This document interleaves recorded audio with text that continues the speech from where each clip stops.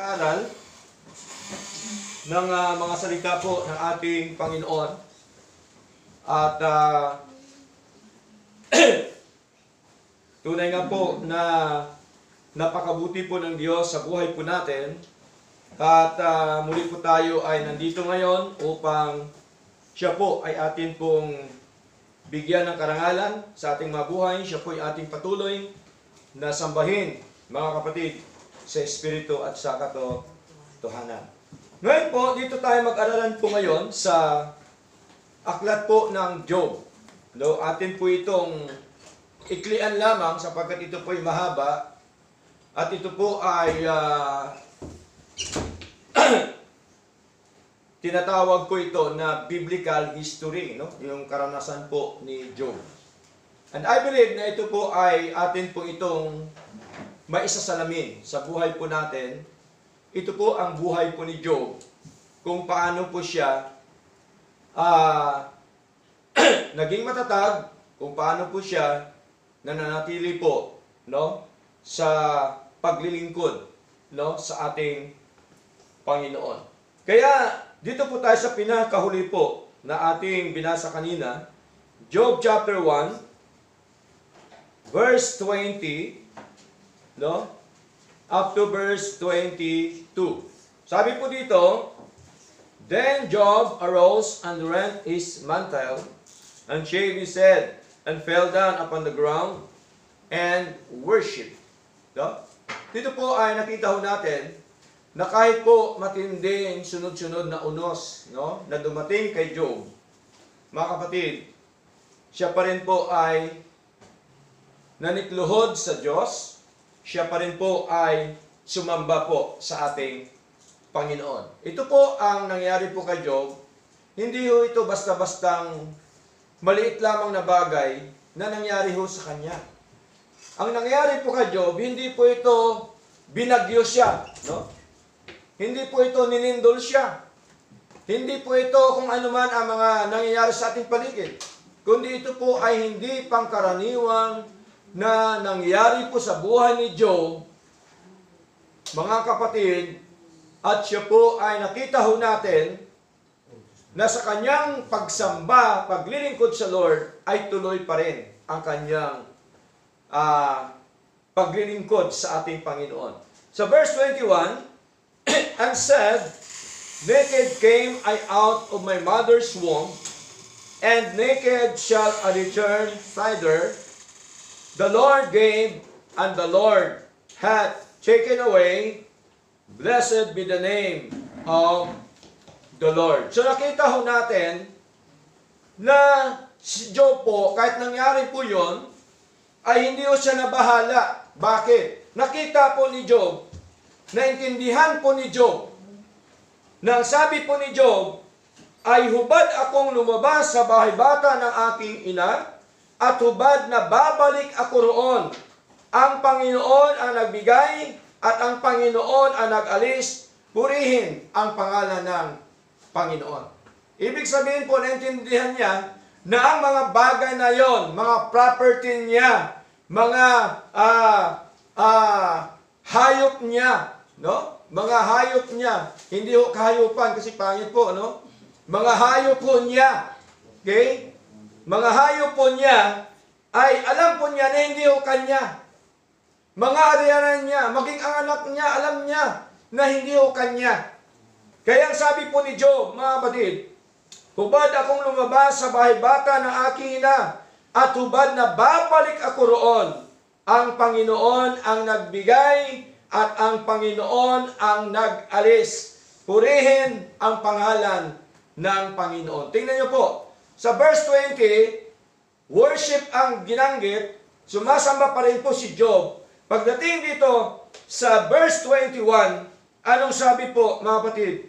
Pinuri pa rin po niya Panginoon. Kaya sabi ni Job, Blessed be the name of the Lord. Okay? Kaya ang sabi dito sa verse 22, In all this Job sinned not, nor charged God foolishly. Sa lahat ng ito ay hindi nagkasala si Job, ni inarimang mangmang ang Diyos. Tingnan niyo po ha, kapatid. Ngayon po, introduction na po yan. Ito po ang ating pinakapaksa po, mga kapatid. No? Sabi po dito, sa ating pong pag-aaral po ngayon, na ang pamagat po ng ating pag-aaral, the man who remained faithful to God. The man who remained faithful to God. So, siya po'y nanatili na tapat sa Diyos. Na kahit po anong nangyari po mga kapatid, na makita natin, dapat masalamin natin sa buhay po natin, na ang buhay po ni Job mga kapatid, ay hindi ho biro, ang kanyang naranasan, matindi po ang kanyang naranasan, subalit nakuha pa rin niyang sumamba sa Panginoon, nakuha pa rin niya magpuri sa Diyos, at nakuha pa rin niya na siya po'y naging tapat sa ating Panginoon. Now, sa ating po introduction, the life of Job is one of the greatest examples of faith under pressure. No? Si Job po, under pressure siya during the time. Mga kapatid, no? Siya po ang dakilang ehemplo ng atin pong pananampalataya sa Lord. No? Job was a righteous man who loved God, yet he faced trials beyond imagination. Ganun po ang naranasan ni Job. His story shows that even the godly are not exempt from suffering. Alam mo ba ang bilang anak ng Diyos, bilang nanatakot sa Diyos, bilang mananampalataya, hindi tayo exempted sa paghihirap sa mundong ito. Amen po? Katulad po ni Job, mga kapatid. Kaya ang sabi ko dito, tuloy natin, but God uses every test to reveal His wisdom and power. Bakit nangyari yon? Kasi po, gusto lamang ni Lord na makita ng buong mundo ang kanyang kaalaman at ang kanyang kapangyarihan. Amen po? Kaya minsan nangyari po yan sa atin kasi pinapakita ni Lord. Kasi maraming mga mananampalataya ngayon na mananampalataya nga, ngunit wala pa rin believe, wala pa rin tiwala sa tunay at totoong Diyos. No? Kaya po, pinapakita po yan ng ating Panginoon. Now, strengthen our faith. Ito po pala ay para lumakas, tumibay ang ating pananampalataya, okay? And remind us that He is always in control. Pinapaalala ni Lord sa atin na sa lahat ng mga bagay, siya pa rin ang nagkukontrol. Amen po? Amen. Hindi ho tao ang nagkukontrol.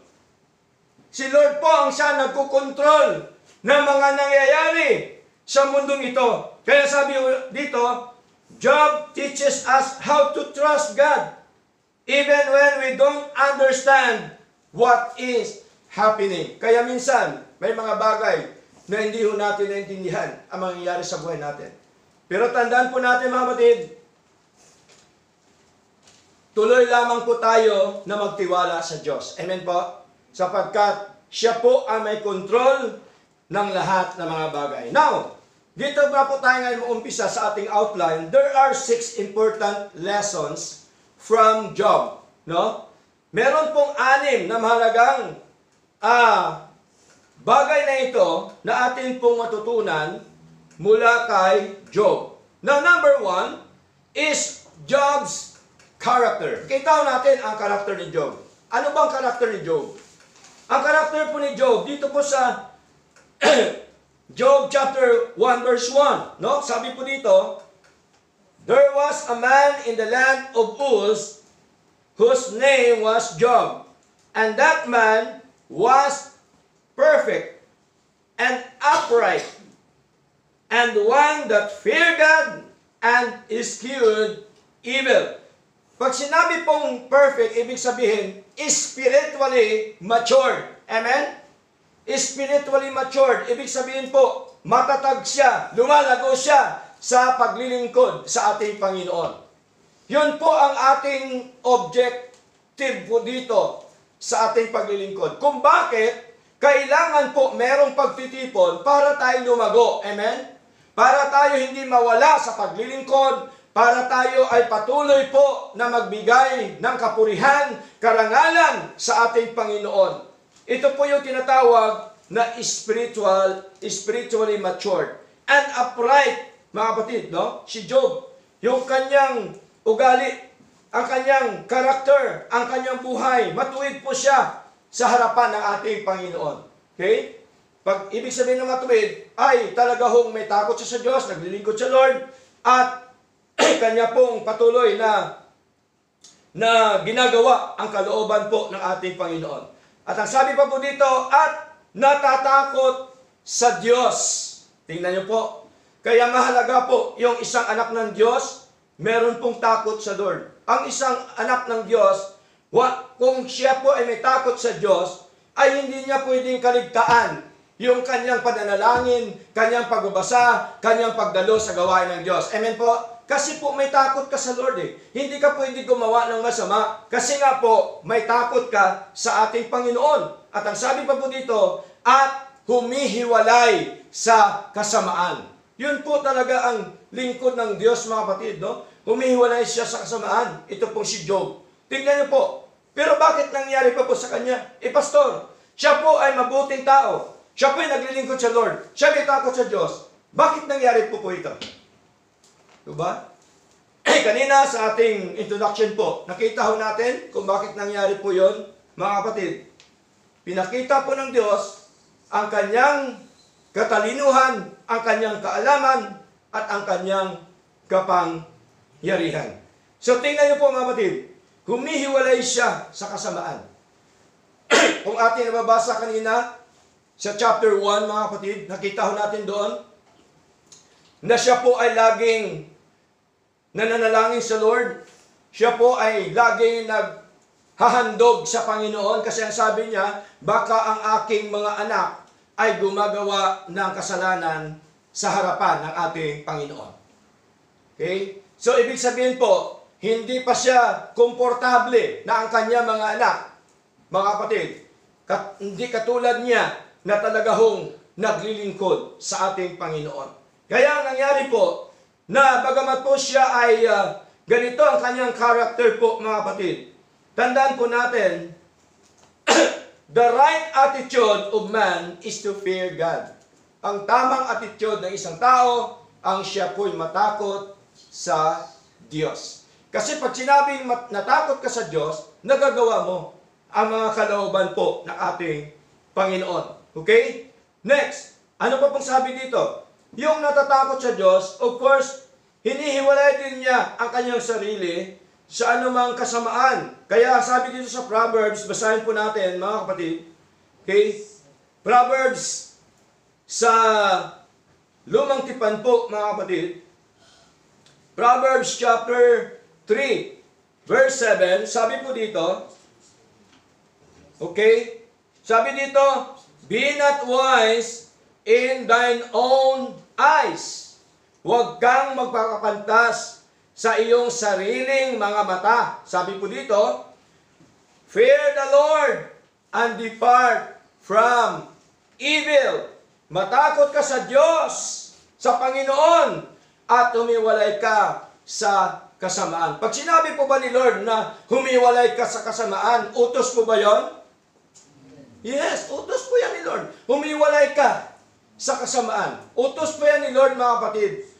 No? Pagka pinapangaral po na humiwalay ka sa kasamaan, umalis ka doon sa mga ginagawa na hindi maganda, utos po yan ni Lord, mga kapatid.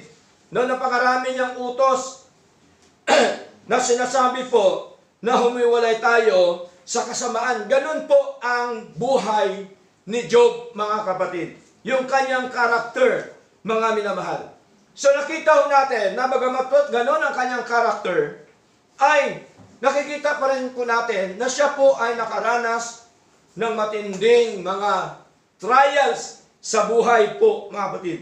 That is number 1, Job's character. Number 2, Job's trials. Kita ho natin ang pagsubok po na naranasan po ni Job. Ano pong pagsubok na kanyang naranasan? Napakarami po niyang ari-arian. No? Sunod-sunod ang mga dilubyo na nangyari. Tama po?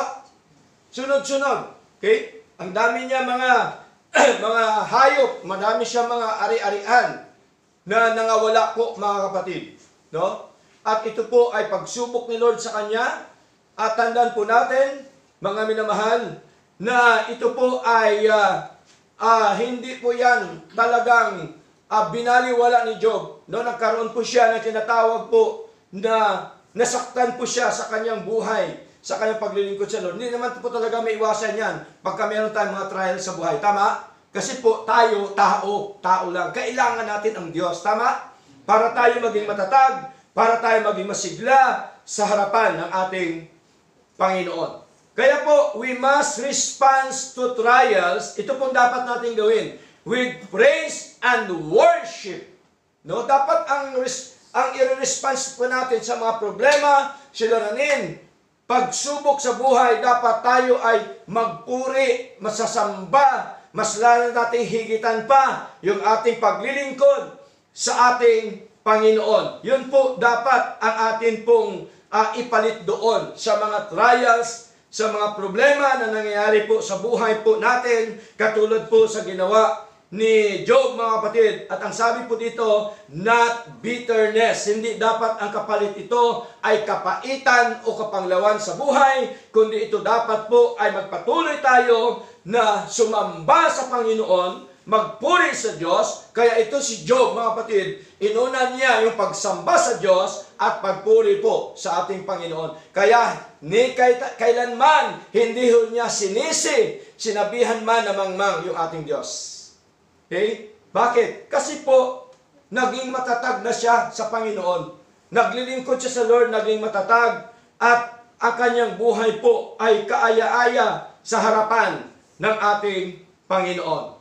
Now, Job fell down upon the ground and worshiped and said, "Blessed be the name of the Lord." Sa nangyari pong yun, mga kapatid, okay, ang ginawa niya, sumamba sa Diyos, at nagpuri po sa ating Panginoon. Tingnan niyo po, mga kapatid. Kaya po, hindi lamang po nangyari doon sa tinatawag po na mga ari-arian niya nangawala. Ano pa pong ang nawala sa kanya? Yung kanyang mga mahal sa buhay. Ilan pong anak ni Job? 10 ang anak ni Job. Noong unang panahon pala, maramihan ng anak. 10, mga kapatid. Lahat po yan was out. Lahat po yan wala. Kinuha ni Lord, binawi ni Lord ang buhay na yun. Tingnan niyo po kung gaano kabigat ang naranasan po ni Job sa kanyang paglilingkod sa Lord. Sa atin nga po, wala pa yan sa kalingkingan eh. Tama pa? Wala pa. Di ba ba? Kaya po, napakaganda ito na ang buhay po ni Job ay dapat po maging salamin ng buhay po natin. Tingnan natin salamin, mga kapatid. Itong si Job, talaga ho nagawa pa niya magpuri, magluwalhati sa samba sa ating Panginoon. Sa panahon natin ngayon, maraming Kristiyano, inuuna pa yung trabaho, hanap buhay. Inuuna pa yung kung ano-ano mga bagay. Pagdating ng Sunday, hindi, naglalaba ako. May trabaho ako. Kapatid, sa mga ganong klaseng Kristiyano, tandaan po natin, walang tiwala sa Diyos. Ang Diyos po mayaman. Amen? Amen. Siya ang mag-provide. Huwag tayong mangamba. Katulad po ni Job, hindi siya nangamba. Nawala lahat. Ang kanyang mahal sa buhay, nawala lahat. Siya na lang mag-isa, mga kapatid.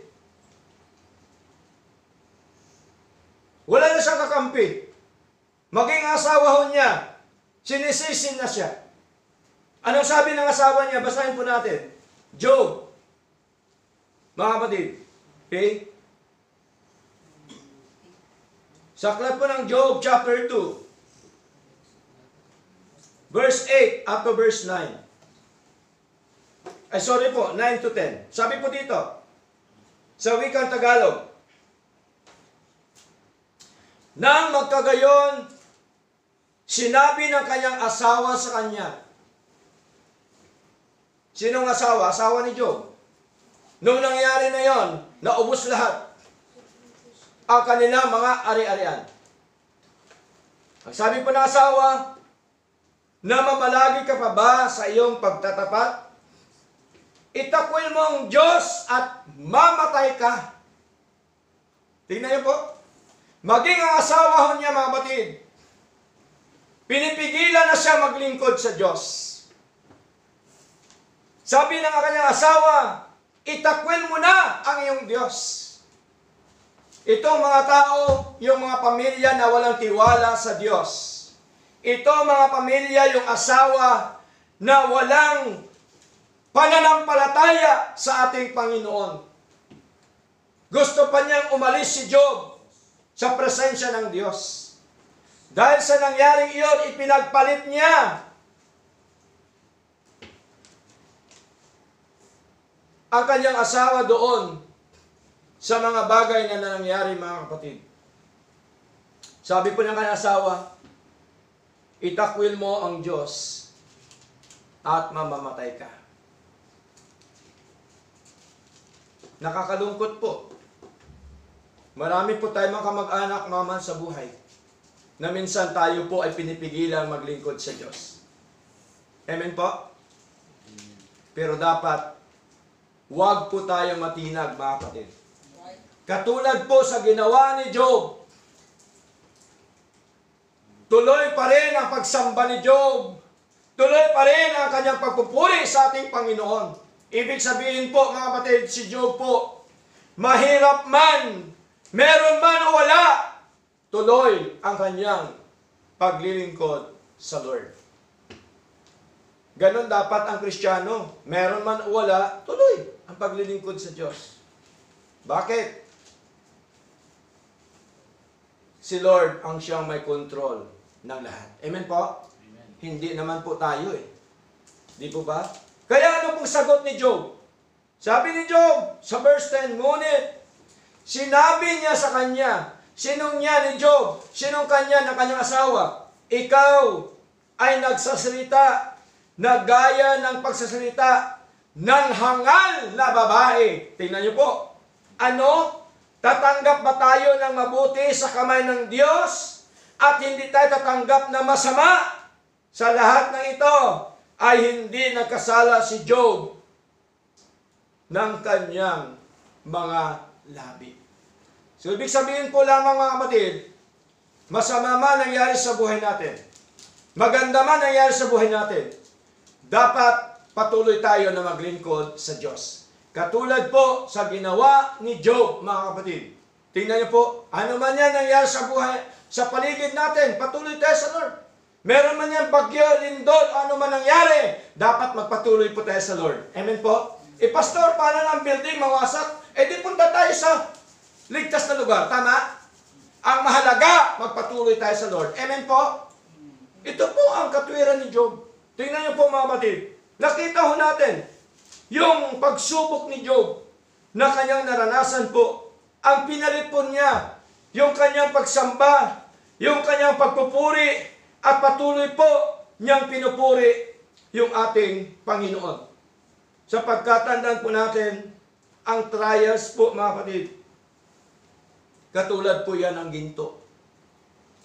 No? Para malaman mo siya na totoo na ginto, ano pong ginagawa?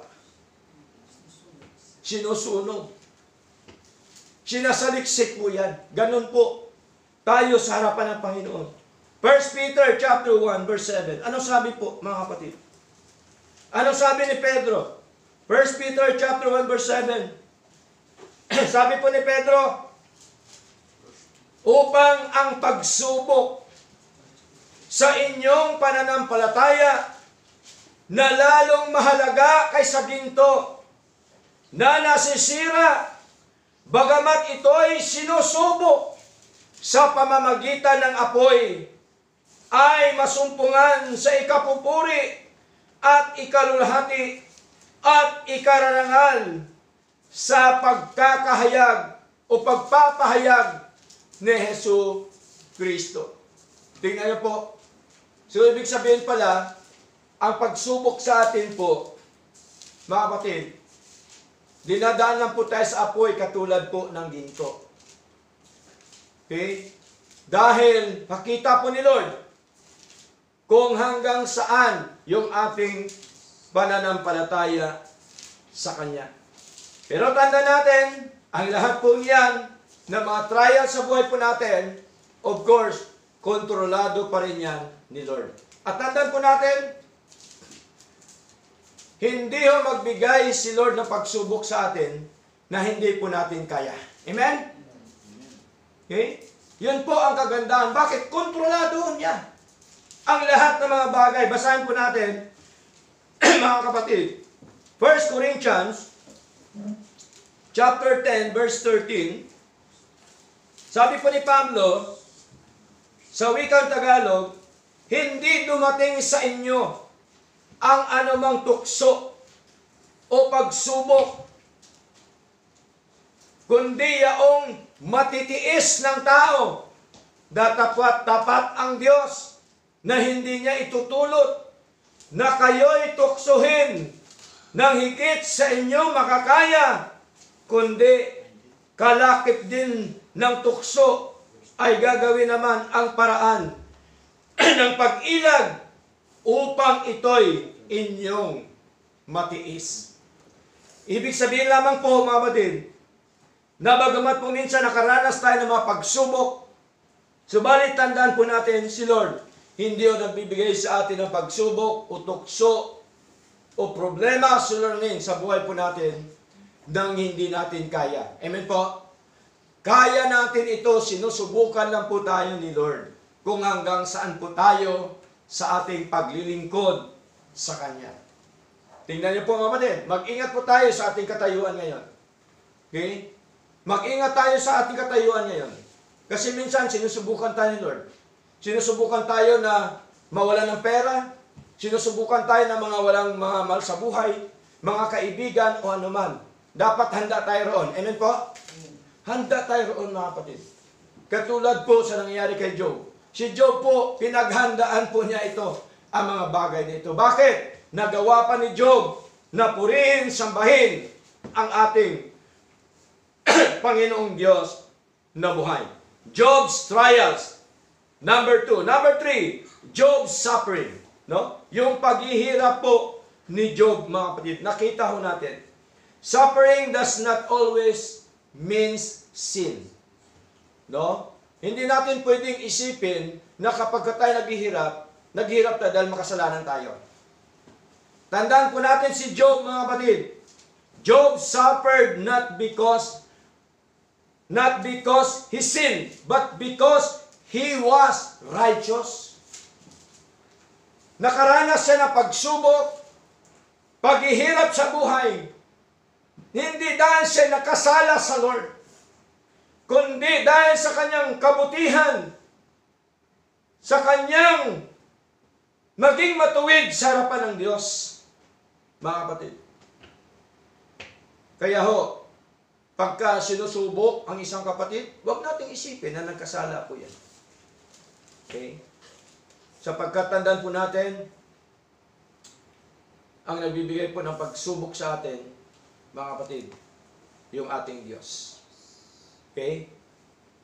Hindi pastor, sabi nila. Hindi pastor, si Satanas.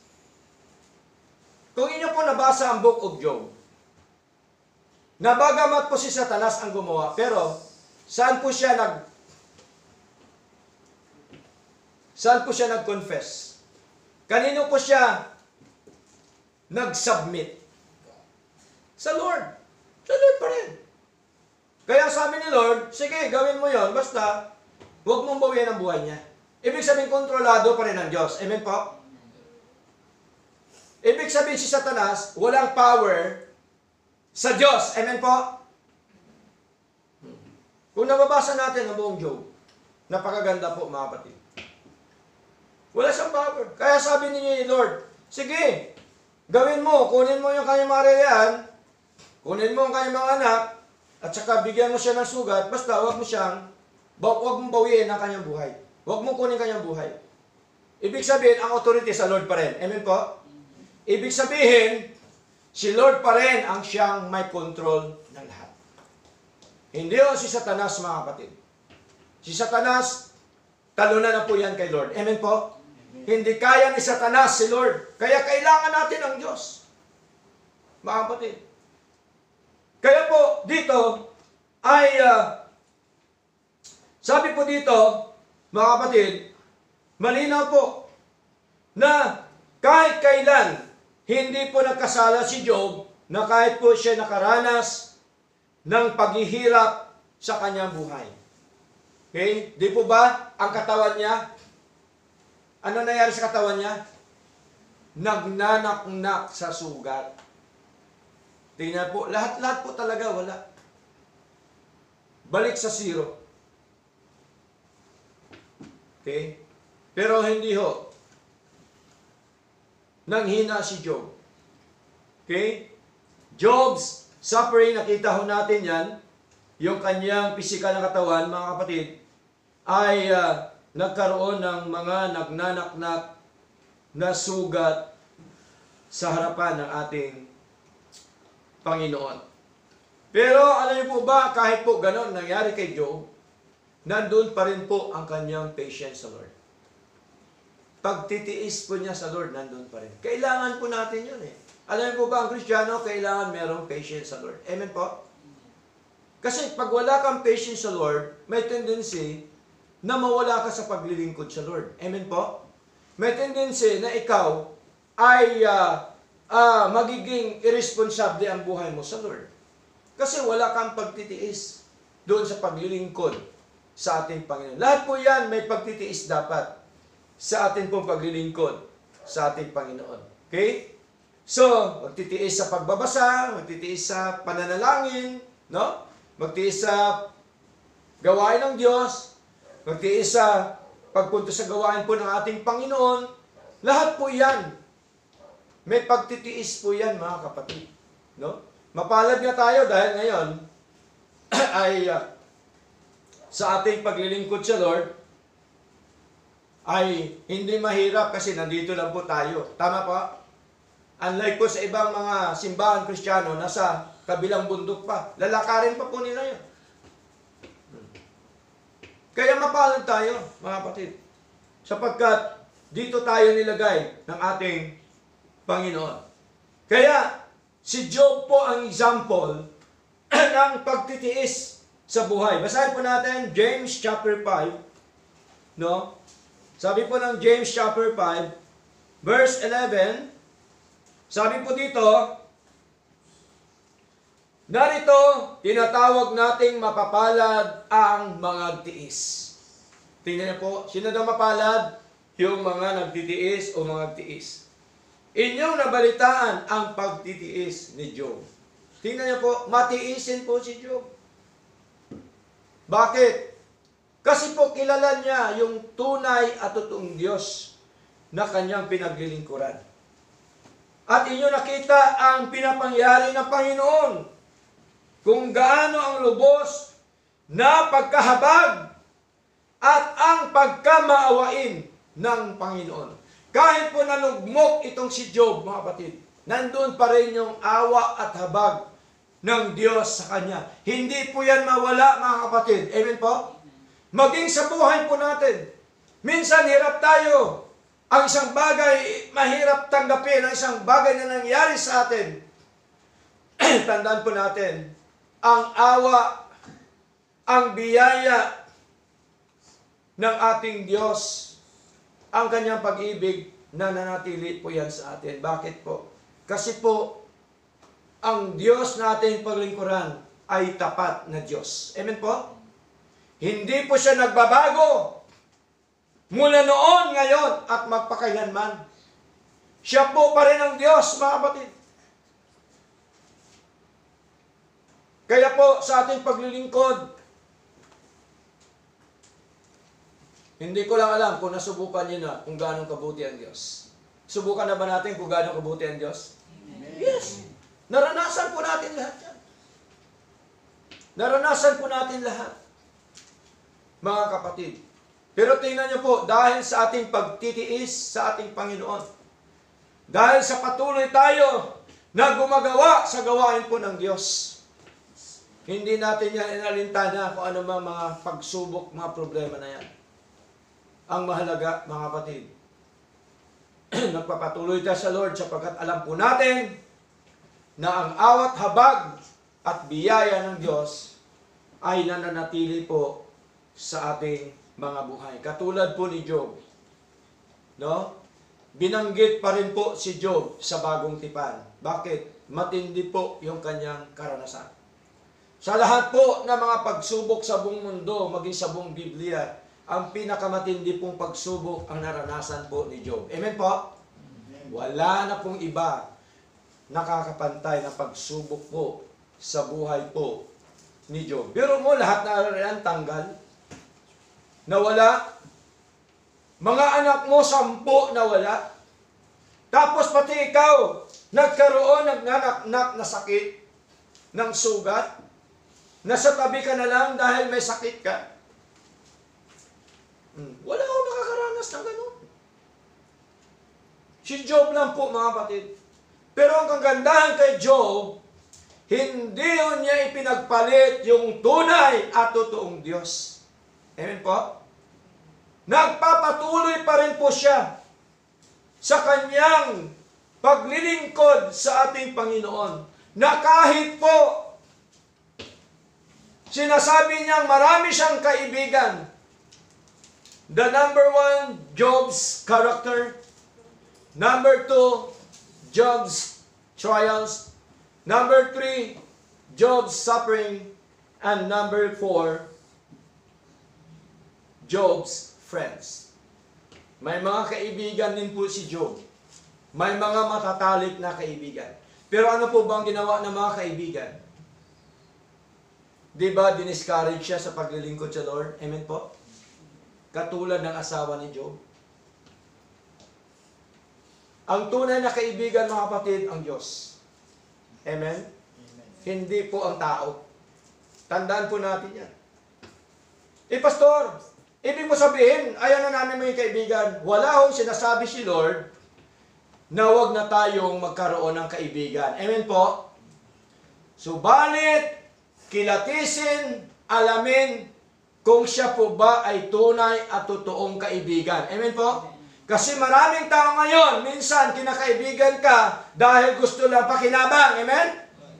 Pagka wala ka na, anong gagawin ng tao? Bahala ka dyan. Diba? Oh. Pero pag meron ka, sige, halika kayo dito. Sky's the limit. Anong gusto nyo? Anong gusto nyo? Ito na lahat. Pero pagka ikaw ba'y wala na, sasabihin ba ng kaibigan mo? Mga kapatid. Pagka ikaw ba'y nasa banig na ang karamdaman, tutulungan ka ba ng kaibigan mo? Merong tumutulong. Once, twice. Pero pagkatapos nun, habang buhay ba tutulong sa iyo? Hello? Habang buhay po ba? Hindi. Si Lord po ba habang buhay natutulong sa atin? Amen. Kaiba po, mga kapatid. Malinaw po yun. Na kahit po sa kaibigan ni Job, remember, our friends, words are not always God's truth. Hindi yun lagi ang pinapayo niya yung tungkol sa katotohanan ng Panginoon. May mga iba siyang payo na ikaw ay ilayo sa tunay at totoong Diyos dahil sa nangyari sa iyo na ikaw naghihirap na sa mundo. Diba? May mga inaalok. Wala ka palang gamot. Dito ka sa amin.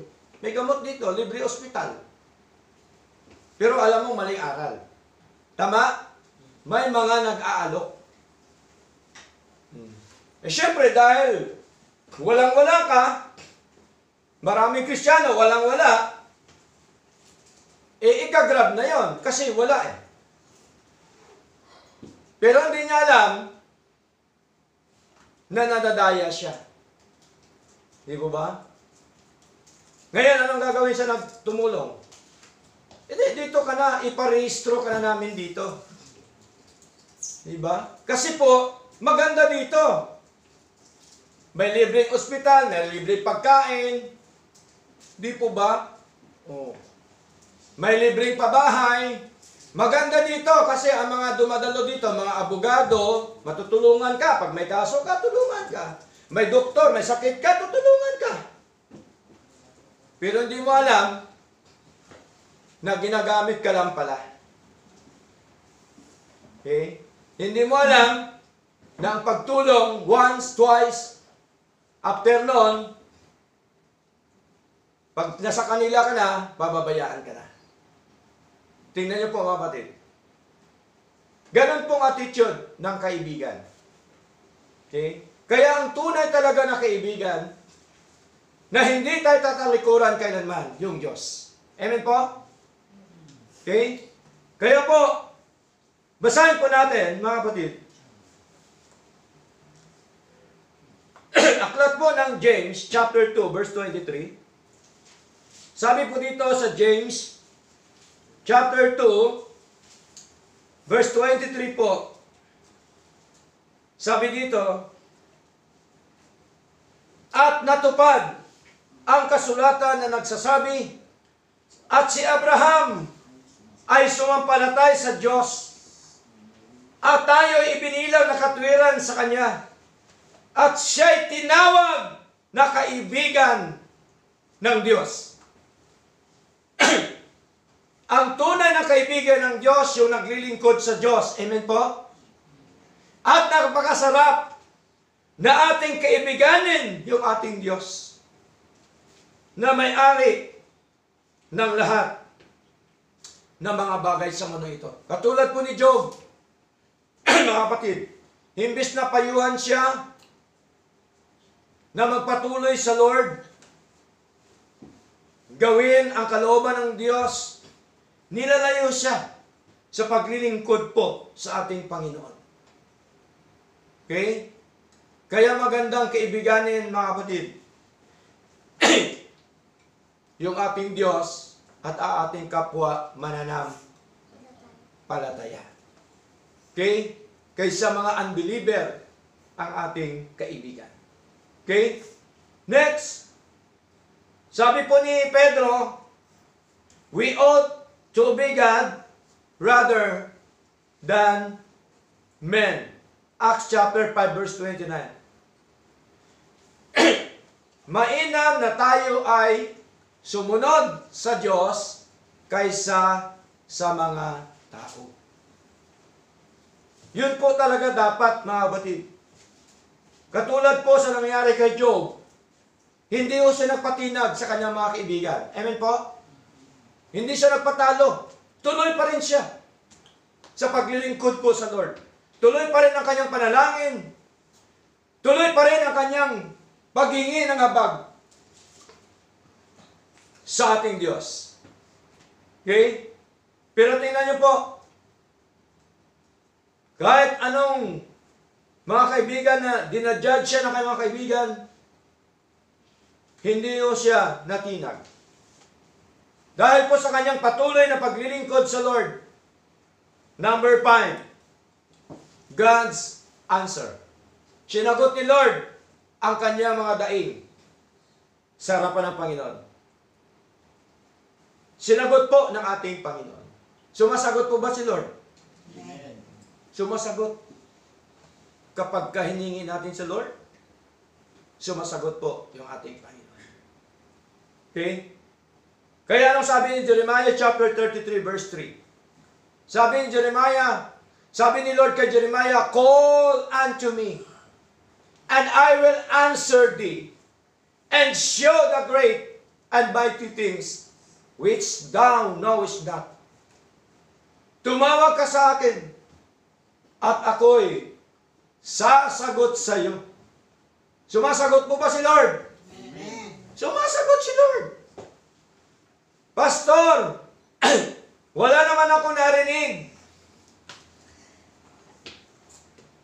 Saan siya sumasagot?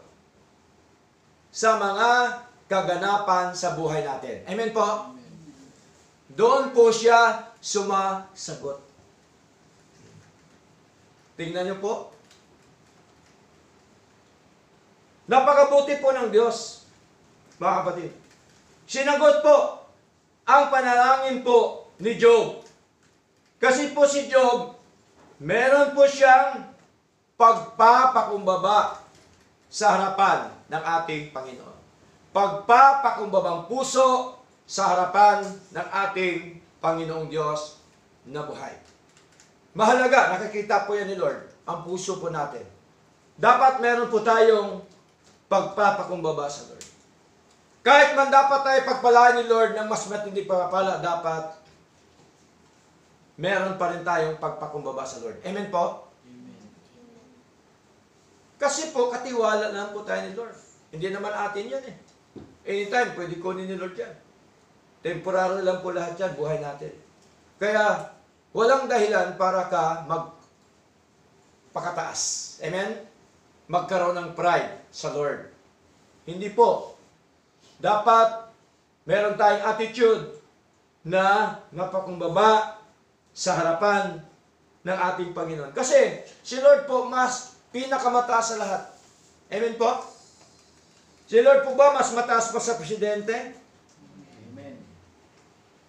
Mas mataas pa po ba sa hari dito sa mga mayayamang bansa? Amen. Mataas na po siya. Kaya sabi dito sa Isaiah, basahin po natin Isaiah chapter 55. No? Meron po binamagit po dito ang ating Panginoon. Verse 8 up to verse 9.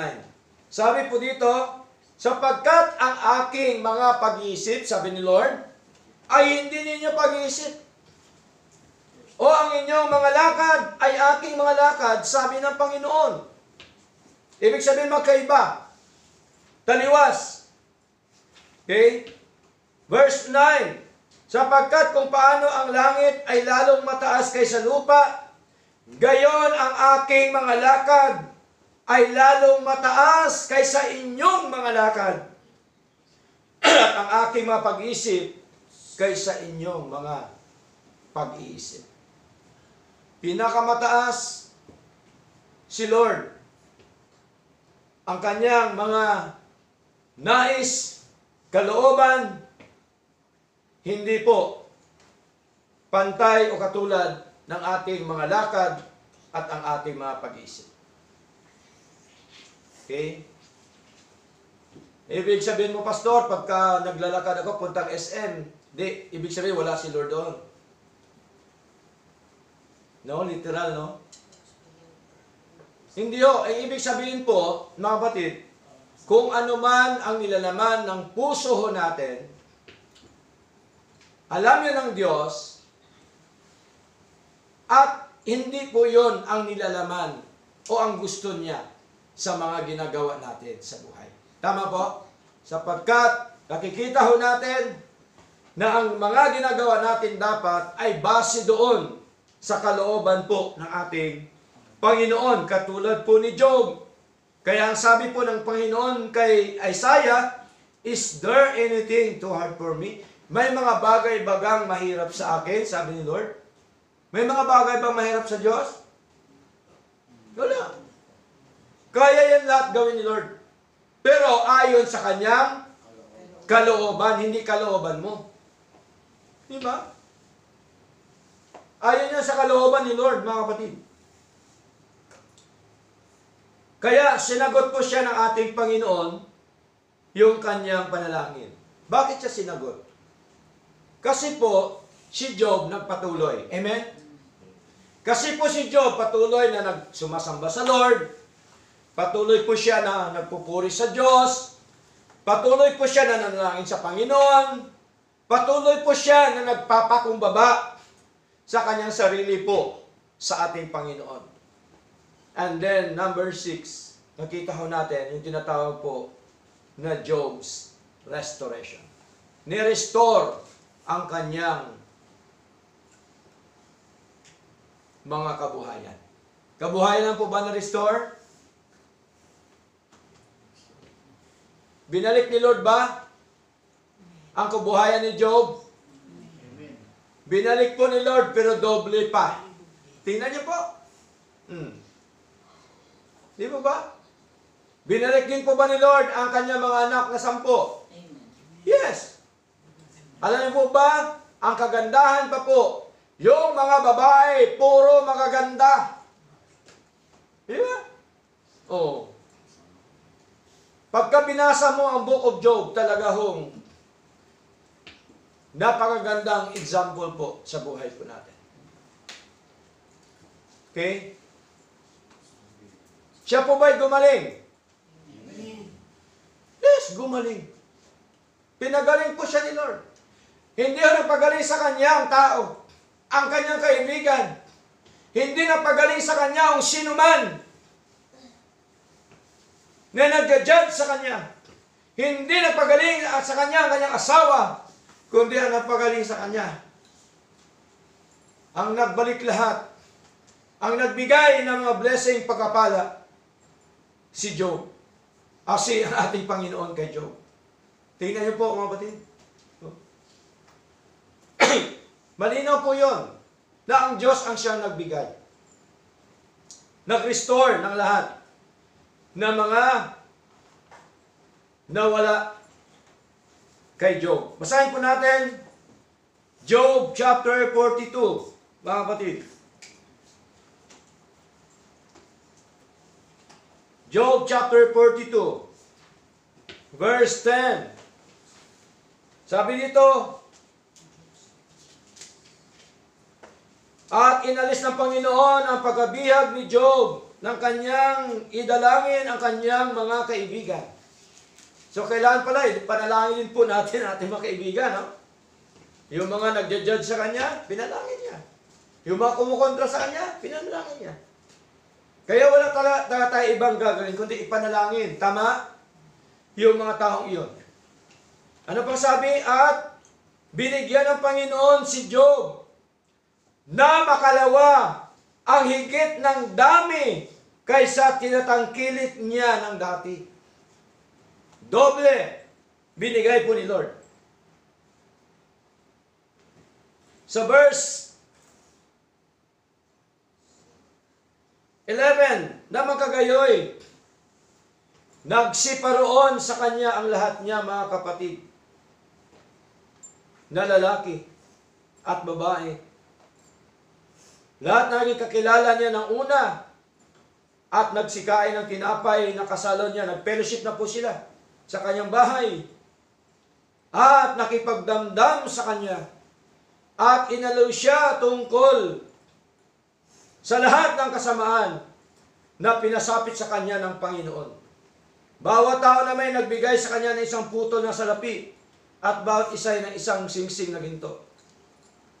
Verse 12, sa gayoy pinagpala ng Panginoon ang huling wakas ni Job na higit kaysa kanyang pasimula. At siya'y nagkaroon ng 14,000 tupa, doble-doble po ito. At 6,000 kamelyo, 1,000 tuwang na baka, at 1,000 asnong babae. Siya naman nagkaroon din ng 7 anak na lalaki at 3 anak na babae. So, nirestore po ni Lord. At tinawag niya pangalan ng una na Jemima. Hindi ko lang alam kung Ramos ang apelyido nito. Jemima. At ang pangalan ni kalawa ay Sisya. At ang pangalan ni katlo ay Karen Hapok. Oh, tindi mga pangalan, ano? At sa buong lupain na walang mga babae na sumpungan, na totoong maganda na gaya ng mga anak na babae ni Job. At binigyan sila ng kanilang mga ama ng mana sa kasamahan ng kanilang mga kapatid. So, ibig sabihin po, ni-restore lahat ni Job yan. Binigay, binalik ng Panginoon, mga kapatid. Doble-doble pa po sa harapan ng ating Panginoon. Ganon din minsan sa buhay po natin, sa ating paglilingkod sa Lord, tandaan po natin, merong gagawing restoration po ang ating Panginoon sa ating paglilingkod sa Kanya. I-restore po yan lahat ni Lord. Meron man tayong mga problema, suliranin, pagsubok sa buhay po, mga kapatid. Natural yan bilang isang mananampalataya. Amen? Natural po yan. Hindi porke nasa Panginoon ka na, wala ka ng pagsubok. Right? Hindi porke na may pagsubok ka, nagkasala ka, hindi ho. Katulad po ni Job. So, tingnan po natin mga kapatid. 1 Peter, okay? Sa bagong tipan po, anong sabi po ni Pedro? 1 Peter chapter 5, verse 10. Sabi dito, at ang Diyos ng buong biyaya na sa inyo'y tumawag sa Kanyang walang hanggang kalulatian kay Kristo. Pagkatapos na kayo'y makapagbatang sandaling panahon. No? Paghihirap, ibig sabihin, ay siya rin ang magpapasakdal, magpapatibay, at magpapalakas sa inyo. Hindi ho tao ang magpapatibay sa atin. Amen po? Hindi ho tao ang magpapalakas sa atin. Hindi ho tao ang magpapasakdal sa atin. Kundi ang ating Diyos na buhay, mga kapatid. Ang mensahe po dito, malinaw po, na sa ating paglilingkod sa Lord, hindi maiwasan ang problema, suliranin, pagsubok sa buhay.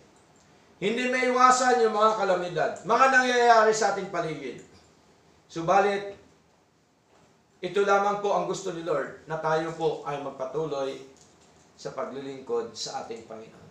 Patuloy tayo sa pagsamba sa Kanya, patuloy tayo manalangin sa Lord. Nanalangin pa ba tayo sa Lord o hindi na? Dapat nananalangin araw-araw. Di ba? Nagbabasa araw-araw ng salita ng Diyos. Dumadalo sa gawain ng Diyos. O di po ba? Ganon din po ang ginawa ni Job. Mga kapatid, nanalangin siya. Papasakot pa siya sa Lord. Nagpupuri siya sa Diyos, sumasamba siya sa Diyos. Mga minamahal. Kaya po, ang magbigay sa atin ng kasakdalan o spiritually matured sa buhay po natin, magbigay sa atin ng tibay na pananampalataya, magpalakas sa ating buhay spiritual, ay walang iba kundi yung ating Diyos. Kaya mahalaga po yun, mga kapatid. Now, dadako tayo sa ating mga conclusion, mga kapatid, o sa ating conclusion po. The life of Job reminds us that trials do not mean God has abandoned us. Pagka may mga pagsubok tayo, hindi ibig sabihin na tayo iniwanan na po ni Lord. Amen po? Kasi yun ang karamihan ng isip, iniwanan na siguro ako ni Lord. Wala na siguro si Lord sa akin. Hindi ho. Ano sabi ni Lord? Hindi ko kayo iiwanan ni pababayaan man. Pangako po yan ni Lord, mga kapatid. Kaya sabi ho dito, even in suffering, God is working for our good and His purpose. Ang Diyos po ang siyang gagawa ng mabuti sa atin ayon sa Kanyang layunin. Amen po? Hindi po sa ating layunin. Tingnan niyo po. Job stayed faithful. Nanatili po siyang tapat. Yun lamang po gusto ni Lord. Na manatili tayo tapat sa ating Panginoon sa lahat po ng aspeto ng ating buhay. And in the end, God restored and blessed him. Mga kapatid, nangyari po ba? Yes, nangyari. When we trust God through every season, He proves Himself faithful. Pinatunayan po ni Lord sa Kanyang pagka-Diyos na Siya po ay tapat sa bawat isa sa atin. Purihin pong Panginoon at nawa po maging tapat din po tayo sa ating Panginoong Diyos na buhay. Tayong lahat po ay tumayo at tayo po'y awit po sa Lord, mga kapatid.